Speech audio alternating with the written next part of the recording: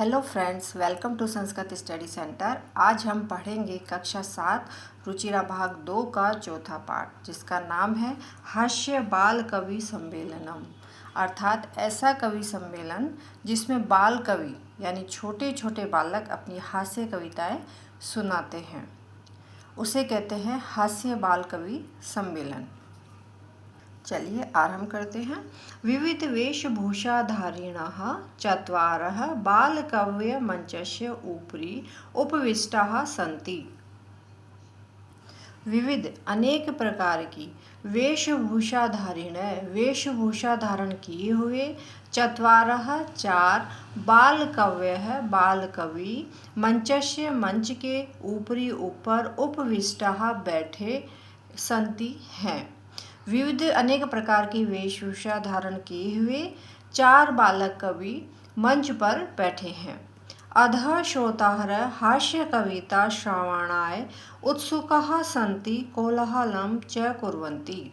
और अधः नीचे श्रोतारः श्रोतागण हास्य कविता श्रवणाय सुनने के लिए उत्सुकाः उत्सुक सन्ति हैं। च और कोलाहलम कुर्वन्ति और कोलाहलम शोर कुर्वन्ति कर रहे हैं।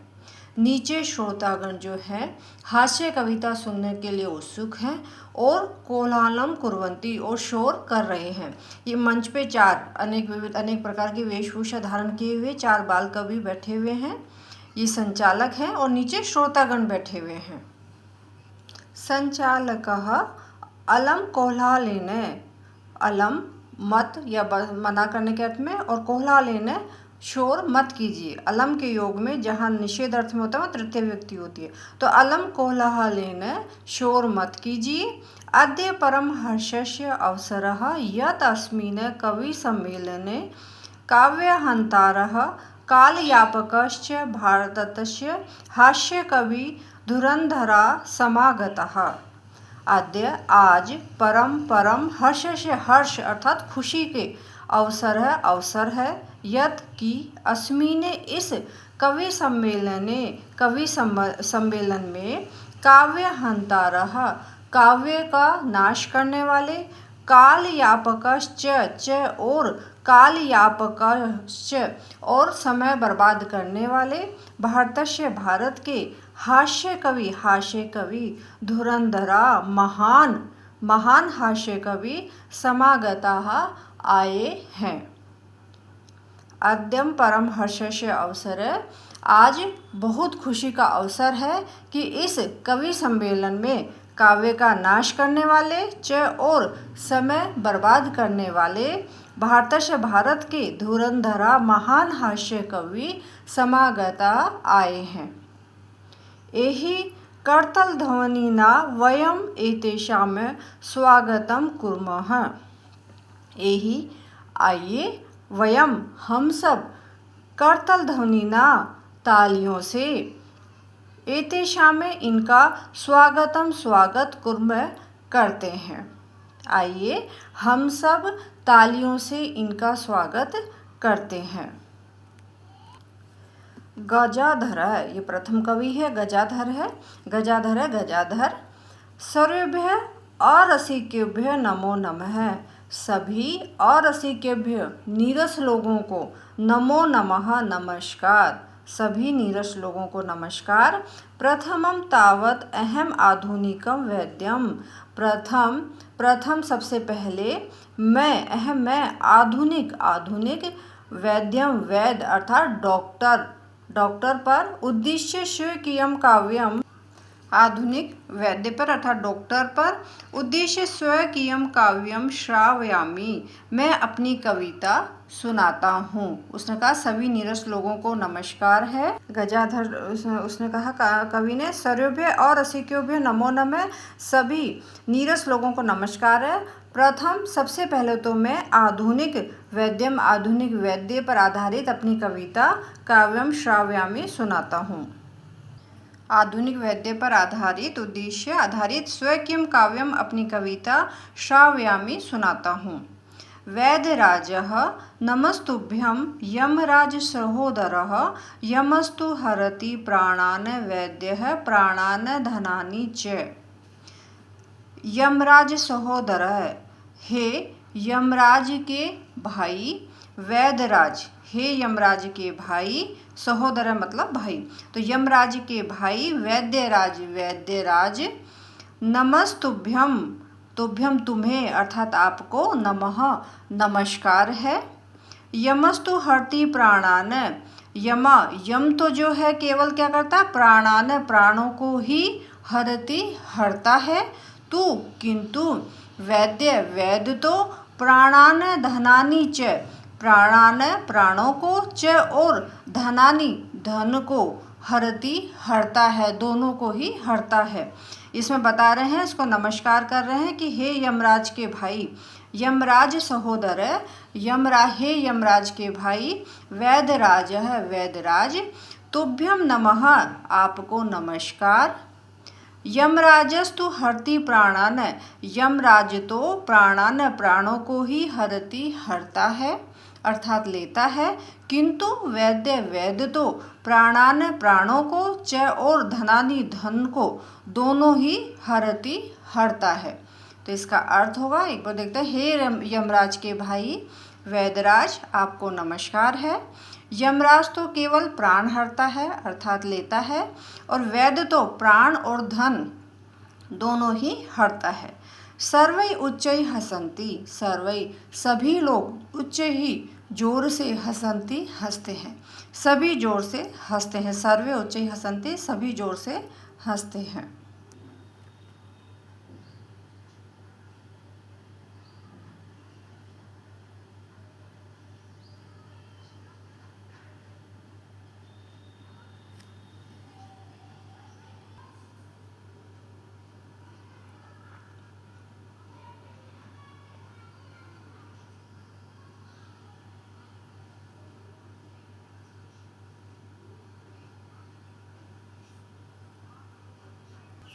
कालांतकः, कालांतकः कवि बोल रहे हैं, अरे अरे वेदस्तु सर्वत्र परंतु न ते मादृशा कुशला जनसंख्या निवारणे। अरे वेदास्तु, वेद तो अस्तु है सर्वत्र सभी जगह, परंतु परंतु न नहीं, ते मादृशा वे मेरे जैसे, कुशला कुशल, जनसंख्या निवारणे जनसंख्या नियंत्रण करने में।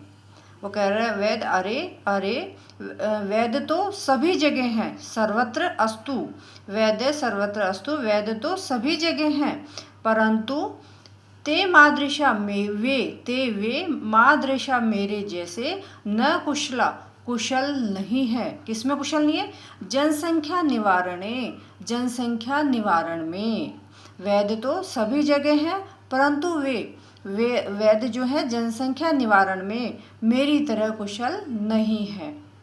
मम अपि काव्यम इदम शृण्वन्तो भवन्त आप लोग मम अपि मेरी भी, काव्यम इदम यह, काव्यम कविता, शृण्वन्तो सुनिए, परंतु भवन्त आप लोग मेरी भी, इदम यह कविता, शृण्वन्तु सुनिए।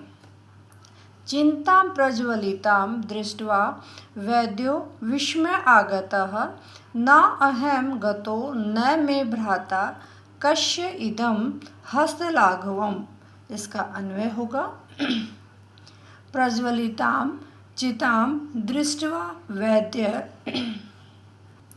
वैद्य विस्मय आगतः, न अहं गतः न मे भ्राता न अहं गतः न मे भ्राता गतः, इदं कस्य हस्तलाघवम्। प्रज्वलिताम जलती हुई चिता को देखकर, प्रज्वलिताम चिताम जलती हुई चिता को दृष्टवा देखकर, विस्मय आगतः मैं हैरान रह गया, अर्थात कोई भी जो वेद है वो हैरान रह गया, वैद्य विस्मय आगत, विस्मय मतलब हैरान, आगत रह गया। न अहम गत न अहम गत, न तो उसने सोचा कि इसको मारने के लिए, उस व्यक्ति को मारने के लिए, न अहम गतः, न तो मैं गया, और न मे भ्राता गतः, न मेरे भाई कौन है, यमराज, न यमराज गया। तो इदम कश्य हस्तलाघव, इदम यह कश्य किसके हाथ की लाघवम कुशलता है, अर्थात सफाई है। यहाँ पर वो अपनी कविता सुना रहा है कि जलती हुई प्रज्वलिताम चिताम दृष्टवा, जलती हुई चिता को देखकर वैद्य, जो वैद्य है, वह विस्मय, हैरान, आश्चर्यचकित, आगत रह गया। जलती हुई चिता को देखकर वो वैद्य है जो हैरान रह गया। क्यों? क्योंकि न अहम गतः, न तो वो सोच रहा है, उसने सोचा कि इस व्यक्ति को मारने के लिए, न अहम गतः, न तो मैं गया, और न मैं भ्राता गतः, न मेरा भाई यमराज गया।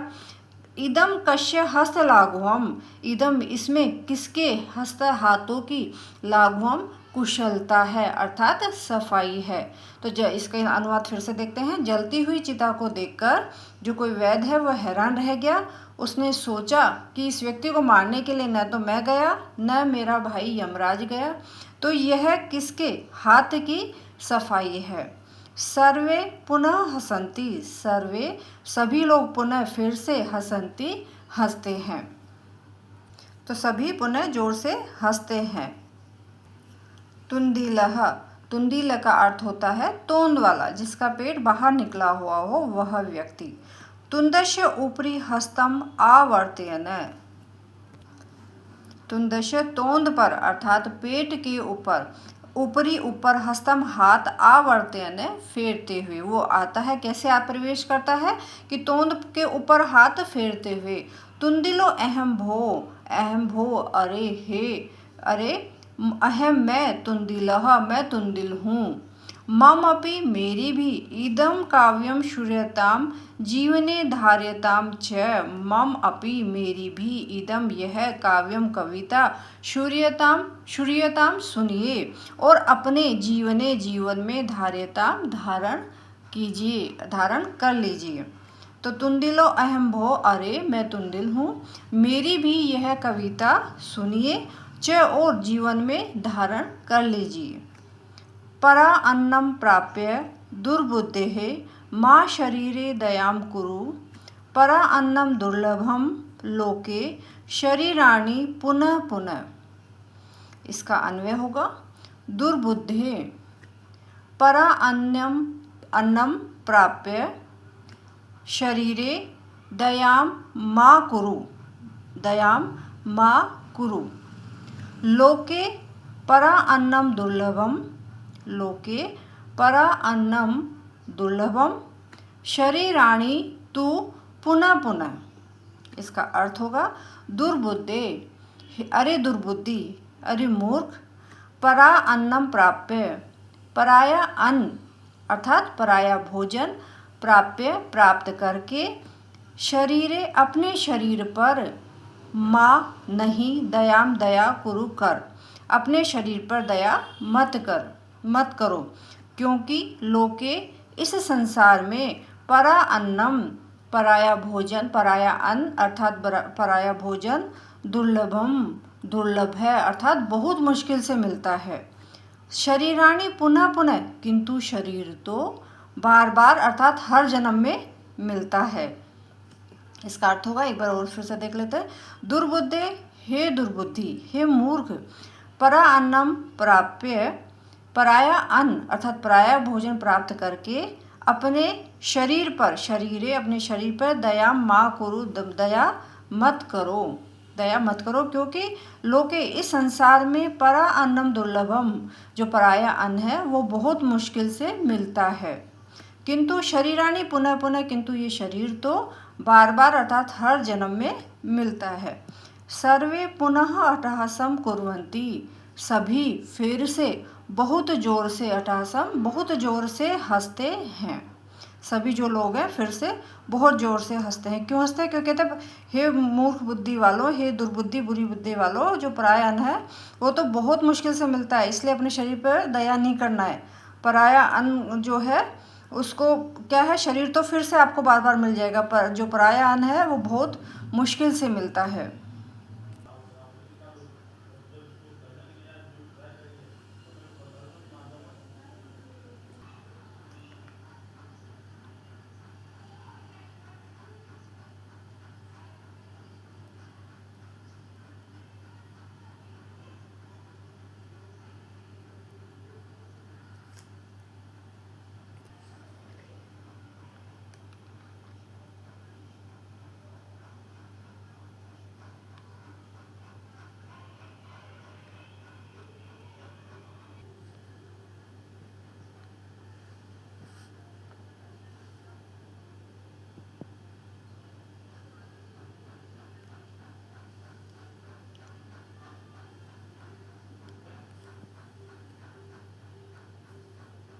4 बाल्य हास्य कवि थे।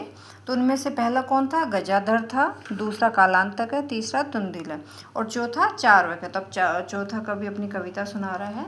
आम आम हाँ हाँ शरीरस्य पोषणम सर्वथा उचितम एव। आम आम हाँ हाँ शरीरस्य शरीर का, पोषणम पोषण सर्वथा बिल्कुल उचितम एवं बिल्कुल सही है। हाँ हाँ शरीर का पोषण करना बिल्कुल सही है। यदि धनम ना अस्ति, यदि धनम धन ना अस्ति नहीं है, तदा तो ऋणम कृत्वा अपि पौष्टिकः प्रदात एव भोक्तव्य। यदि धन नहीं है तदा तो भी ऋणम ऋण लेकर अर्थात उधार लेकर भी कृत्वा पौष्टिक प्रदात कृत्वा अपि करना चाहिए, अपि भी पौष्टिक पदार्थ पौष्टिक भोजन एवं ही भोक्तव्य खाना चाहिए। तो वो कह रहा है, चार्वाक जो कवि है वो कह रहा है यदि धन नहीं भी है तो ऋण लेकर भी पौष्टिक भोजन करना चाहिए। तथा कथयति चार्वाक कवि, तथा जैसा कि, तो वैसा होता पर यहाँ जैसा कि कथयति कहा है चार्वाक कवि ने, जैसा कि चार्वाक कवि कहते हैं। यावत जीवेत सुखम जीवेत ऋणम कृत्वा घृतम पिबेत। जैसा कि चार्वाक कवि कहते हैं, यावत जब तक जीवेत जीते हैं, जब तक जीवित हो, तावत तब तक सुखम जीवेत तब तक सुखपूर्वक जीवन व्यापन कीजिए, मतलब सुखपूर्वक जीवन व्यापन कीजिए। यावत जीवेत जब तक जीवित हो, तावत तब तक सुखम जीवेत सुखपूर्वक जीवन व्यापन कीजिए। ऋणम कृत्वा घृतम पिबेत, ऋणम ऋण कृत्वा करके घृतम घी पिबेत पीजिए, अर्थात उधार लेकर भी, यहाँ पर घृतम से मतलब है पौष्टिक भोजन, तो उधार लेकर भी हमें पौष्टिक भोजन खाना चाहिए। तो चार्वाक कवि क्या कहते हैं कि जब तक जीवित हो तब तक क्या है, सुख से जीवन व्यापन करना चाहिए। और ऋणम कृत्वा ऋण लेकर भी अर्थात उधार लेकर भी घृतम पिबेत घी पीना चाहिए, अर्थात उधार लेकर भी पौष्टिक खाना खाना चाहिए। श्रोतारः श्रोतागण, तर्हि ऋणस्य प्रत्यर्पणम कथम, तर्हि तो फिर ऋणस्य ऋण को, प्रत्यर्पणम कथम कैसे, प्रत्यर्पणम कैसे चुकाएं, तो फिर ऋण को कथम कैसे प्रत्यर्पणम चुकाएं। तो श्रोता कह रहे हैं, श्रोतागण जो है वो कह रहे हैं कि ऋण को कैसे चुकाएं। तो चार्वाकः श्रूयतां मम अवशिष्टम काव्यम, श्रूयतां सुनिए, तो सुनिए फिर से, मम मेरी, अवशिष्टम बची हुई, काव्यम कविता को, तो फिर से सुनिए मेरी बची हुई कविता को। तो चार्वाक कह रहे हैं कि मेरी बची हुई कविता को सुनिए। घृतम पीत्वा श्रमम कृत्वा ऋणम प्रत्यर्पयेत जनः, घृतम पीत्वा घी पीकर अर्थात पौष्टिक भोजन खाकर, श्रमम कृत्वा मेहनत करके अर्थात परिश्रम करके, पैसा कमा के, ऋणम ऋण को, प्रत्यर्पयेत चुकाना चाहिए, जनः लोगों को, जनः मनुष्य को, घृतम पीत्वा घी पीकर अर्थात पौष्टिक भोजन करके, श्रमम कृत्वा मेहनत करके, परिश्रम करके, पैसा कमा के, ऋणम प्रत्यर्पयेत ऋण चुकाना चाहिए। काव्य पाठ श्रवणेन उत्प्रेरितः एकः बालको अपि आशु कवितां रचयति। काव्य पाठ को सुनने से प्रेरित होकर एक बालक भी वहाँ पर कविता पाठ सुनने से प्रेरित होकर एक बालक भी आशु कविता की रचना करता है। आशु कविता यानी तुरंत अर्थात शीघ्र तैयार की गई कविता। तो यहाँ पर काव्य पाठ श्रवण और कविता पाठ सुनने से प्रेरित होकर एक बालक भी आशु कवितां रचयति, आशु कविता की रचना करता है। हास्यपूर्वकम च श्रावयति च, और हास्यपूर्वक श्रावयति सुनाता है, और हास्यपूर्वक सुनाता है। श्रूयताम श्रूयताम भो, श्रूयताम भो। अरे अरे सुनिए सुनिए, मम अपि काव्यम, मम मेरी अपि भी काव्यम कविता को। अरे सुनिए सुनिए, मेरी भी कविता को सुनिए। तो वो बता रहा है। तो गजाधरम कविम च एव तुंदुलिम भोज्य लोलुपम कालांतकम तथा वैद्यम चार्वाकम च नमामि अहम। इसका अन्वय होगा, अहम गजाधरम कवि भोज्य लोलुपम तुंदिलम च एव कालांतकम वैद्यम तथा चार्वाकम च नमामि।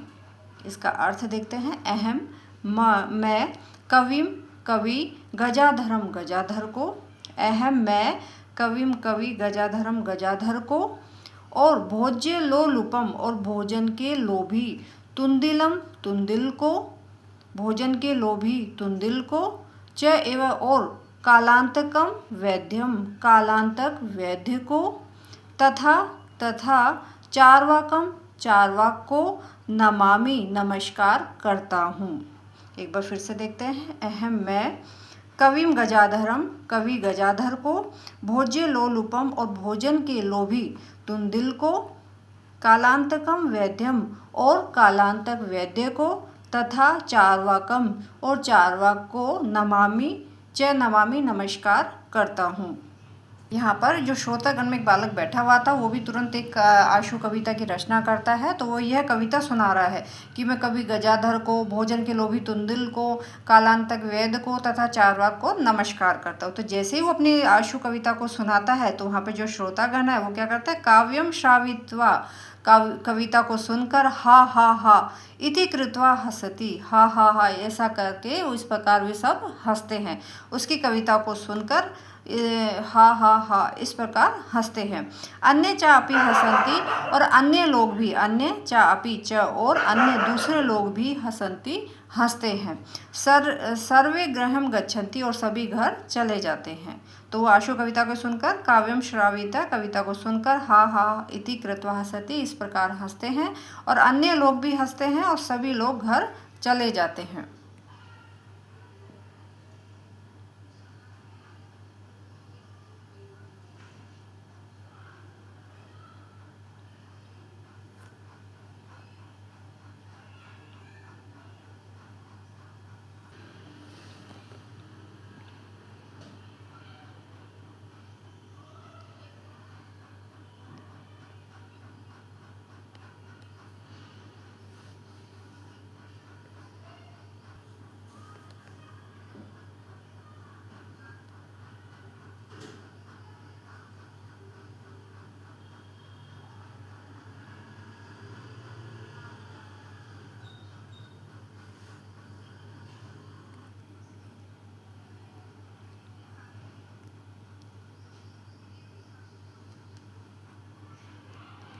शब्दार्थ है। पाठ में आए हुए मुख्य शब्दार्थ हैं। अधः नीचे, कोलाहलम शोर, काव्य हंतार है काव्य को नष्ट करने वाले, काल यापकः समय बर्बाद करने वाले, धुरंधरा महान श्रेष्ठ, एहि आइए, करतल ध्वनिना तालियों से, अरसिकेभ्य नीरस जनों को, अरसिकेभ्य अ लगा हुआ रसिकेभ्य, तो अरसिकेभ्य नीरस जनों को, स्वकीयम अपने, मादृशा मेरे जैसे, हस्त लाघवम हाथ की सफाई, तुंदश्य तोंद के, आवर्तयना फेरता हुआ, धार्यता में धारण करें, परा अन्नम दो शब्द परा प्लस अन्नम दूसरों के अन्न को, पौष्टिक है पुष्टि देने वाला, प्रत्यय अर्पणम ये भी दो शब्द, प्रति प्लस अर्पणम यहाँ पर यण संधि हो गई है, ई का यह हो गया है, प्रति प्लस अर्पणम अर्थात लौटाना, अवशिष्टम बचा हुआ या शेष, उत्प्रेरितः प्रेरित होकर, श्रावयति सुनाता है, भोज्य लोलुपम खाने का लोभी। अभ्यास है, यहाँ से अभ्यास कार्य आरंभ होता है। प्रथम प्रश्न है, उच्चारणम कुरुत है उच्चारण करिए। ऊपर ही ऊपर इसका अर्थ होता है ऊपर, नीचे ही इसका अर्थ होता है नीचे, कदापि कभी भी, कदा मतलब कब और अपि मतलब भी तो कभी भी, कुत्र कहाँ, अधः नीचे, बहि बाहर, अंतः अंदर, कदा कब, उच्च ही जोर से, अलम पर्याप्त या बस अर्थ में। अलम जहाँ निषेध अर्थ में होता है वहाँ पे तो तृतीय विभक्ति होती है, और जहाँ पर्याप्त या समर्थ अर्थ में होता है वहाँ चतुर्थी विभक्ति होती है इसके योग में। पुनः फिर से, एकदा एक बार। ये इनके सामने इनके अर्थ भी लिख दिए हैं, इन शब्दों के अर्थ क्या होते हैं। दूसरा प्रश्न है मंजूषात अवयव पदानि चित्वा वाक्यानि पूर्यते।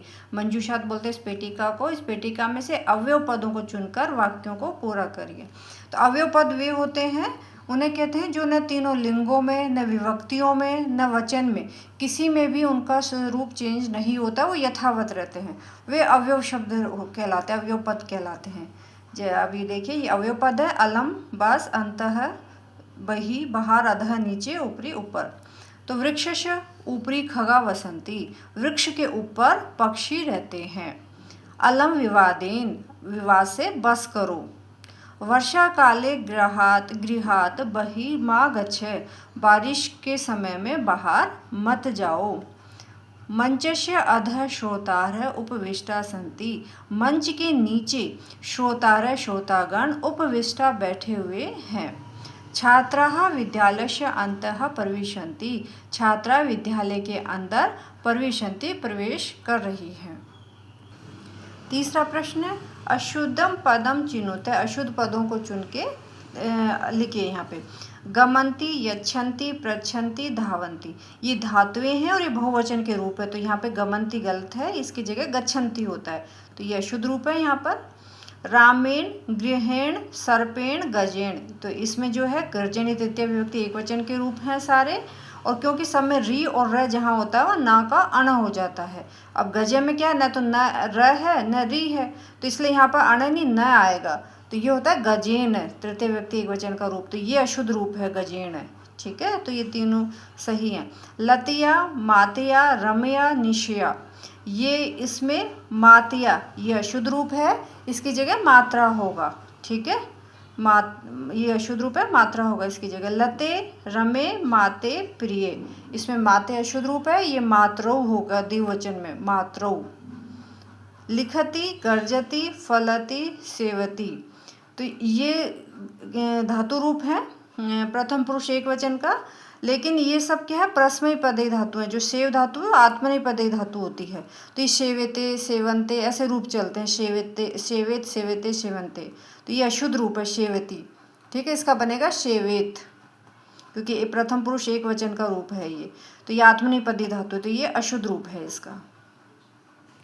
चौथा प्रश्न है मंजूषात समान अर्थक पदानि चित्वा लिखते। मंजूषात पेटिका में से समान अर्थ वाले पद चुनकर यहाँ नीचे लिखने हैं।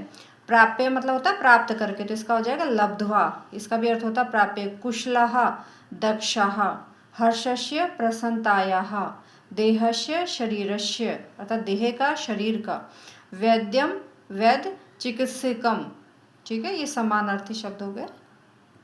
प्रश्न पांचवा अधोलिखितानां प्रश्नानां उत्तराणि एक पदेन लिखिते, नीचे लिखे हुए प्रश्नों के उत्तर एक पद में लिखिए।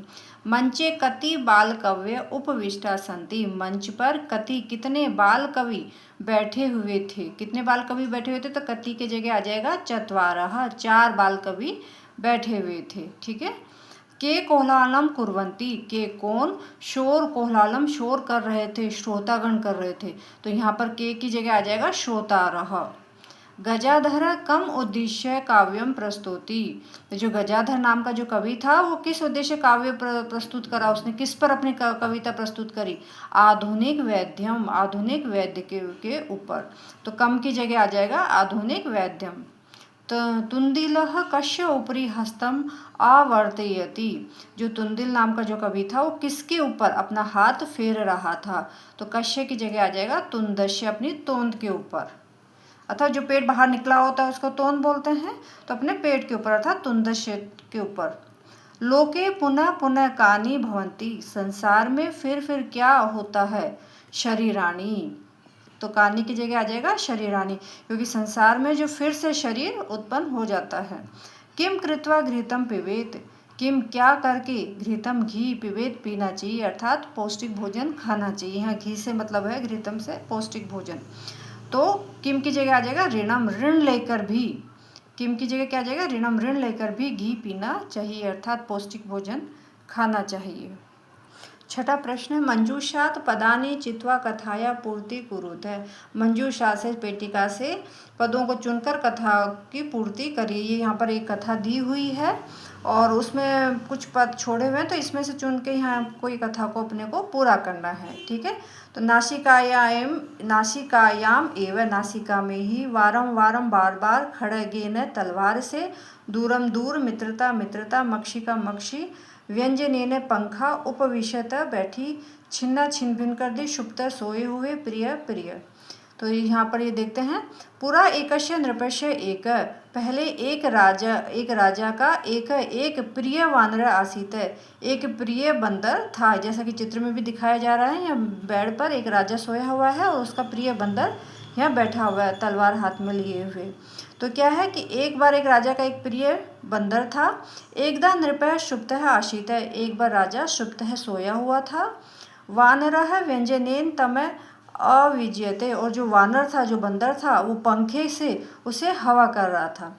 तदेव एका मक्षिका नृपस्य नासिकायाम उपविशत, तब तदेव उसी समय एक मक्षिका मक्खी नृपस्य राजा की नासिकायाम नाक के ऊपर उपविशते बैठी। यद्यपि वानरः बंदर वारम वारम बार बार व्यंजनेन पंखे से ताम निवारयति स्म, उसे उड़ा रहा था। यद्यपि जो बंदर है उसे बार बार पंखे से, व्यंजनेन पंखे से उसे उड़ा रहा था, तथापि फिर भी सा वह पुनः पुनः फिर से नृपस्य राजा की नासिकायाम एवं नाक पर ही उपविशति बैठ रही थी। इसमें उपविशति, इसमें बैठ रही थी। वो बंदर उसको उड़ा रहा था पंखे से, फिर भी वो बार बार राजा की नाक पर आकर ही बैठ रही थी। अंते से मक्षिकाम हंतुम, अंत में वह कौन, बंदर, मक्षिकाम मक्खी को हंतुम मारने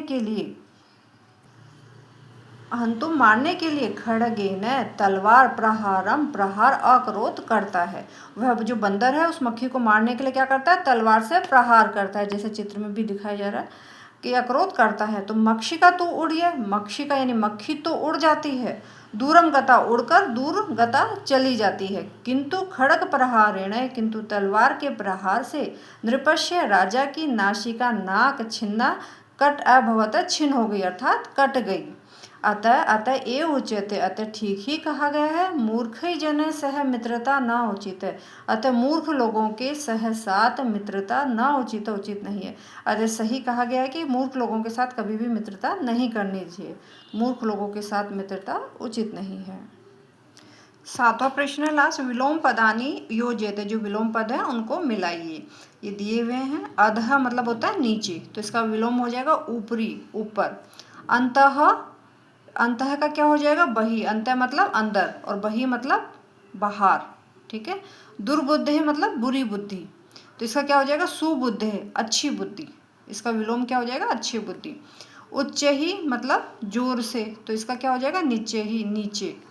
दुर्लभम, दुर्लभ, तो इसका क्या हो जाएगा, सुलभम, जो आसानी से उपलब्ध हो, दुर्लभ जो कठिनता से उपलब्ध हो, दुर्लभम, और सुलभम जो सरलता से उत्पन्न हो। तो अगर ये जानकारी अच्छी लगी हो तो प्लीज़ मेरे चैनल को लाइक करें, शेयर करें, सब्सक्राइब करें, बेल आइकन बटन को क्लिक करें और कमेंट करें। आज हमने पढ़ा पाठ चौथा, हास्य बाल कवि सम्मेलनम। ये पाठ पढ़ा हमने, हास्य बाल कवि सम्मेलनम।